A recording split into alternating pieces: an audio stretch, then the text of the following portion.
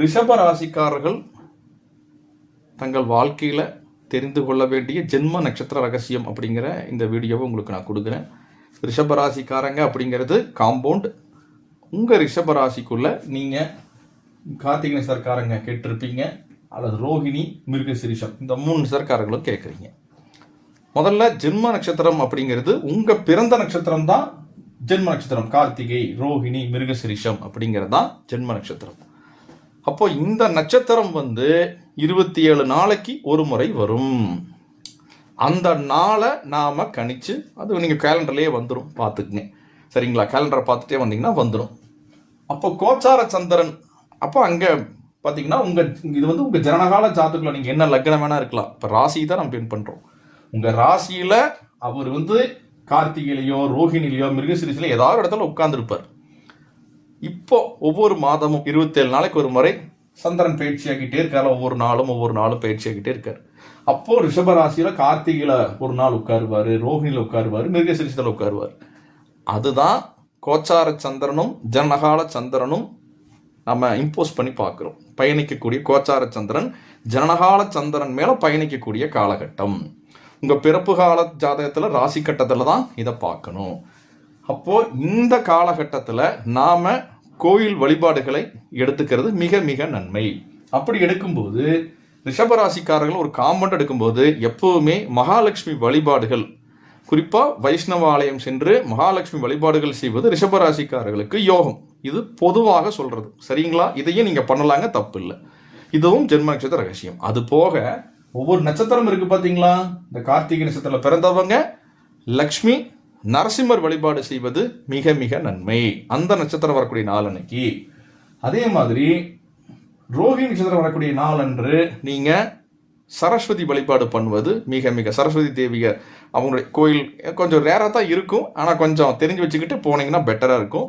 சில கோயில்களில் பார்த்தீங்கன்னா நிச்சயமாக இப்போ சிவன் கோயிலில் இந்த மாதிரி எல்லாம் கண்டிப்பாக இருக்கும். பெரிய கோயிலெல்லாம் கண்டிப்பாக சரஸ்வதி தேவி இருப்பாங்க. அப்போ ரோஹிணி சர்க்காரங்க உங்களுடைய பிறந்த நட்சத்திரம் அந்த மாதம் ஒருவரை வரும்போது சரஸ்வதி தேவி வழிபாடு செய்வது யோகமே.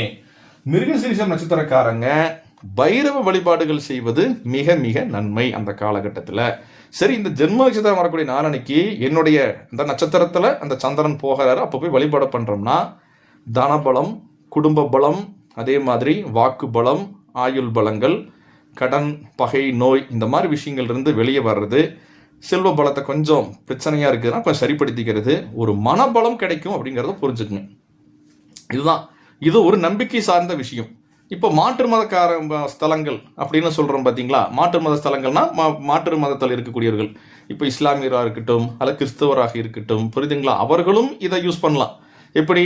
உங்களுடைய ஜென்ம நட்சத்திரம் வரக்கூடிய நாள் அன்று நீங்கள் உங்களுடைய மதம் அப்படின்னா கிறிஸ்டியன்ஸ் இருக்கிறீங்க அப்படின்னா நீங்கள் உங்களுடைய சர்ச்சுக்கு நீங்கள் இந்த நட்சத்திரம் வரக்கூடிய நாளன்னைக்கு போவது உங்களுக்கு பிரார்த்தனைகள். இப்போ வாரம் நீங்கள் போவீங்க. வெள்ளிக்கிழமை இஸ்லாமியர்கள் போவாங்க, சண்டே அதாவது ஞாயிற்றுக்கிழமை கிறிஸ்தவர்கள் போவாங்க. அந்த நாள் அது காமன். நாம் சொல்கிறது உங்கள் நட்சத்திரம் வரக்கூடிய நாளன்றே நீங்கள் அது இஸ்லாமியராக இருந்தால் நீங்கள் மசூதி, தர்கா வழிபாடுகள், அதே மாதிரி கிறிஸ்தவராக இருந்தால் சர்ச்சுக்கு போய் இந்த நட்சத்திரம் வரக்கூடிய நாளைக்கு வழிபாடுகள் செய்வது அதுவும் நல்லது தான். ஜோதிடம் மதத்துக்கு அப்பாற்பட்டு தான். சூரியனும் சந்திரர்களும் இந்த மதத்துக்காரங்க அந்த மதத்துக்காரங்க பிரிக்கிறதெல்லாம் இல்லை. அப்போ எல்லாருக்கும் சேர்ந்து தான் சூரியன், எல்லாத்துக்கும் சேர்ந்து தான் சந்திரன். சரிங்களா? அப்போ உங்களுடைய மதம் சார்ந்த ஸ்தலங்கள், அதில் குறிப்பாக ஹிந்து சாஸ்திரத்துக்குள்ள இது ஒரு கணக்காக நம்ம பேசுகிறோம். அப்போ நீங்களும் போய் வழிபாடுகள் செய்யலாம். இது உங்களுடைய பிரச்சனைகளில் இருந்து ஓரளவுக்கு மெல்ல மெல்ல மேல் கொணர வைக்குங்கிறத புரிஞ்சுக்குங்க. இது எப்படி பார்க்கணும்? உங்களுடைய ஜாதகத்துக்குள்ள உங்கள் ராசி நட்சத்திரம் இன்னைக்கு கேலண்டரில் பார்த்துட்டே வாங்க. முன்கூட்டியே கூட பார்த்து வச்சுக்கோங்க. எப்பவுமே மதியம்லேருந்து ஆரம்பித்து சாயங்காலம் ஆரம்பிக்கும், அடுத்த நாள் சாயங்காலம் போகும், மதியம் ஆரம்பித்து அடுத்த நாள் மதியம் முடியும். இதெல்லாம் கவனிச்சுக்கிட்டு அந்த நட்சத்திரம் வரக்கூடிய நாளன்று நான் சொன்ன மாதிரி கார்த்திகை நட்சத்திரக்காரங்க லட்சுமி நரசிம்மர் வழிபாடும், ரோஹிணி நட்சத்திரக்காரங்க சரஸ்வதி தேவியார் வழிபாடும், மிருகசீரிஷம் நட்சத்திரக்காரங்க பைரவ வழிபாடும் செய்வது மிக மிக நன்மை.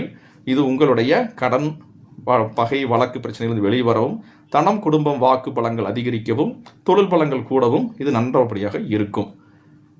கமெண்ட்ஸ் பண்ணுங்க. நன்றி. நமஸ்காரம்.